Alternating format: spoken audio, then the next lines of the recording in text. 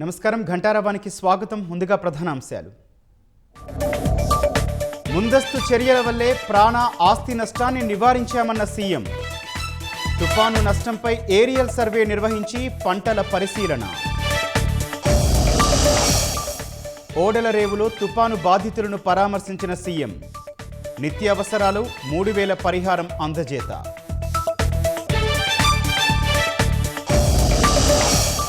పంట నష్టాన్ని అంచనా వేయడానికి డ్రోన్ల వినియోగం.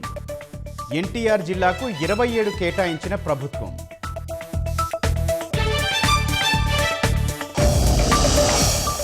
జిల్లాల పునర్వ్యవస్థీకరణపై కేబినెట్ సబ్ కమిటీ సమావేశం. సీఎం ఇచ్చిన సూచనలపై అధికారులతో మంత్రుల చర్చ. అతి త్వరలో వాణిజ్య ఒప్పందం ఖరారవుతుంది. భారత్, అమెరికా సంతకాలు చేస్తాయన్న ట్రంప్.